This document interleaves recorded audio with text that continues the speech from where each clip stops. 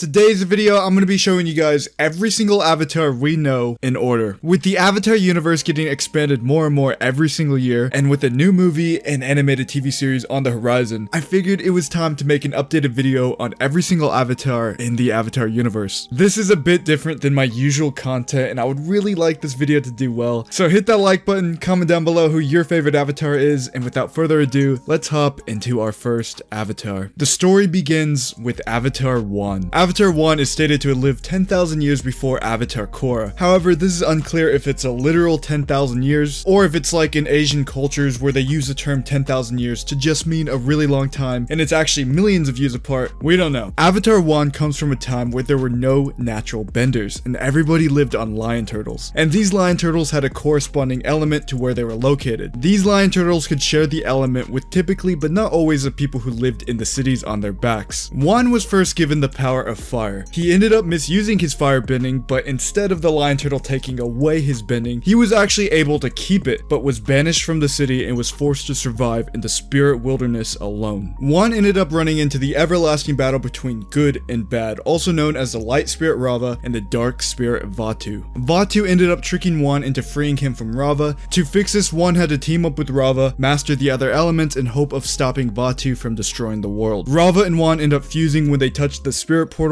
I guess this happened because the spirit portal was the bridge between worlds. I don't know, it's kind of unclear, but they defeated Vatu, sealed him away, and thus began the Avatar cycle. Yeah, overall, the story of the first Avatar is a little wonky, but it's a cool story nonetheless. Avatar Gun was revealed to us in the dawn of Yangchen. Gun's first and only appearance in the Avatar world was in the pilot chapter of the dawn of Yangchen. Yangchen was possessed by Avatar Gun and had to relive one of the most traumatic events of Avatar Gun's life. It goes like this. Avatar Gun and his close friend Mezos were at the city of Han when he was hit by a tsunami. Gun tried his very best to stop the tsunami but wasn't able to. Most of the city gets destroyed, and ultimately Avatar Gun's close friend Mezos dies during all of this. We don't know what element Gun was or his age or anything like that. This is currently all the information we have on him. Next up we have Avatar Salai. Now Avatar Salai is probably the avatar where we have the least amount of information about. Besides a few name drops in the Kyoshi novels, many fans assume that Avatar Salai is a direct predecessor of Avatar Szeto, but there really is no evidence of that. I believe in the shadow of Kyoshi, Kyoshi goes to the Southern Air Temple to contact her past lives, and it's stated that there's some sort of shrine dedicated to the great avatars like Yangchen and Salai. So really all we know is that he was a great avatar, and he was at least a little bit comparable to Yangchen. Avatar Szeto is the direct predecessor of Avatar Yangchen. He is from the Fire Nation, and during his childhood the Fire Nation was on the verge of collapsing, economically and physically through natural disasters, but unlike most avatars who punched their way to save the world, Szeto was more of a political guy. Most of his victories were in the Fire Nation government, rising through the rankings. Eventually he was able to reach the top, where he was able to restore the Fire Nation economy and set up programs to give relief to the less fortunate citizens of the Fire Nation. I don't know, there's something about an avatar who's just trying to restore his nation and not focus on the world yet that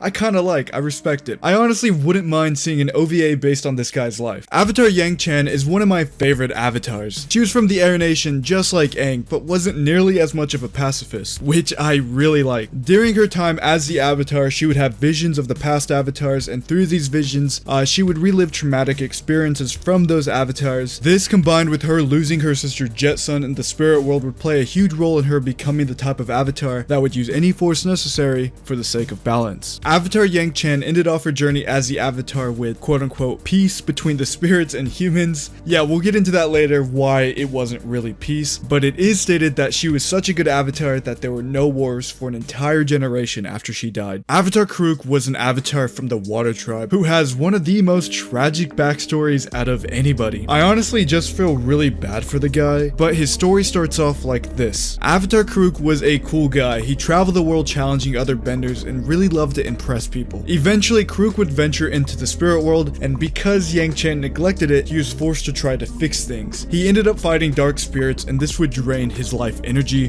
drastically. He ended up fighting a secret war against these spirits, and because the pain he felt was so great, he never told anyone about the war, so no one else had to experience what he felt. Towards the end of his life, Kuruk would settle down with the woman of his dreams, but on the day of his wedding, Ko the Face Stealer would take his wife. He ends up spending the remainder of his life trying to save her time and time again, but fails. Kuruk ends up dying at age 33. Next up we have Avatar Yoon, who was not even the real Avatar at all. He was misidentified as the Avatar and, unironically enough, even had the real Avatar working for him at some point. When everyone found out that Kyoshi was the real Avatar, she ran away back to her parents' criminal gang. Basically, this group taught her how to survive as an outlaw. This played a crucial role in her personality and how she ruled as the Avatar. The false Avatar Yoon eventually was possessed by a spirit and wanted to get revenge on the world that made him believe that he was the Avatar. Kyoshi would end up killing Yoon in one of the most unique ways possible. I don't really want to spoil it, so I try to keep all that as vague as possible. If you want to figure out what I'm talking about, go read the Kyoshi novels. During Kyoshi's time, there was a peasant uprising in Ba Sing Se. The citizens of the Earth Kingdom believed that the Earth King was outdated and didn't represent their values, so they stormed to the capital and destroyed anything that represented the government. The Earth King commanded Kyoshi to stop them, but she refused. The Earth King even tries to have her arrested, but she fights them all off and made it clear that the Avatar is above all, and forces the Earth King to listen to his citizens and protect the cultural heritage of Ba Sing Se. To do this, she ends up creating the Dai Li and trains them all herself. Avatar Kyoshi lived the longest out of any Avatar and lived to 230 years old. Next up, we have Avatar Roku.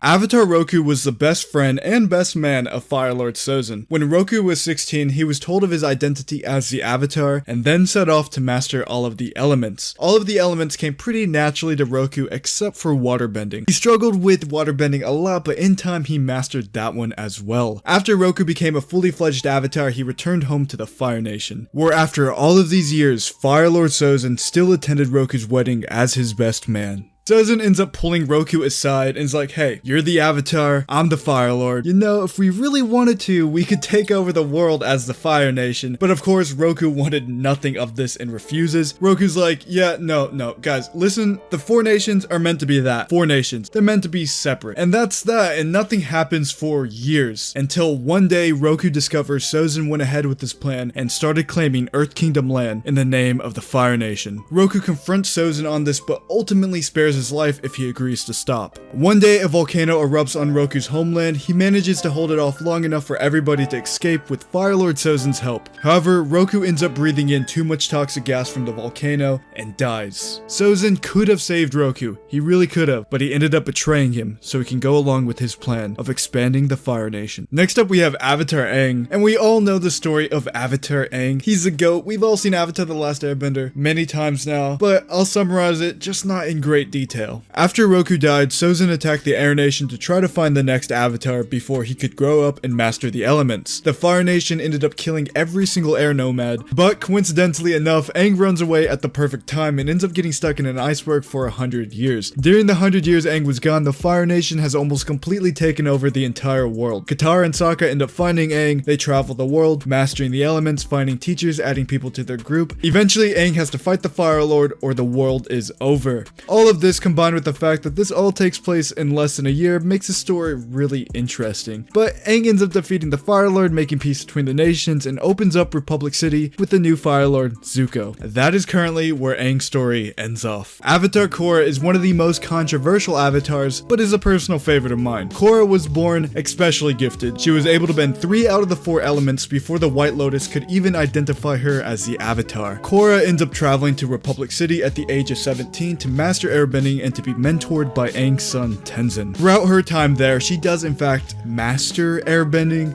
She stops the anti-bender uprising, loses connections to her past lives, combined the spirit world and physical world, restored the Air Nation, and stopped earthbending Ozai. She did a lot there. She did a lot. Obviously, when I say there, I don't mean she did all of this in Republic City. She just did all of that after getting to Republic City. Obviously, she traveled to these locations to do these things. It's silly that I even have to clarify that, but I know how the comment section can be. I've done this for a while. Korra does do a lot more in the comic books, but that's for another video. Avatar Genji is a fan avatar, but Genji is extremely popular, widely loved by the community, and I really like him too, so I'm gonna include it in this video. Just be aware, Genji is a fan avatar. Genji is the avatar after Korra, but he doesn't know he's the avatar because the world has falsely identified a guy named Luan as the avatar. Now, before you guys be like, oh my god, they copied the Kyoshi novels. No, No, they didn't. They had early sketches and a plot outline out there released on the internet before the Kyoshi novels were even a concept. So make your own assumptions with that information. I'm just stopping the misconception that Genji stole this from Kyoshi when it really didn't happen. But Genji's story is just beginning. There is only one 5-part chapter out there, and there is still tons of room for growth. Genji is already pulling millions of views across multiple social medias. They've shown us modern airbenders, they've expanded upon the sandbender lore, they've added politics, it takes place in the modern world. All of this is just really cool. I'm not going to tell you what happens because I have a full video on everything that has happened in Genji. I'll link it in the description if you're curious about Genji's story. But that's it. That's a brief summary of every avatar that we know of. I do plan on making videos about every single avatar individually, so be on the lookout for that.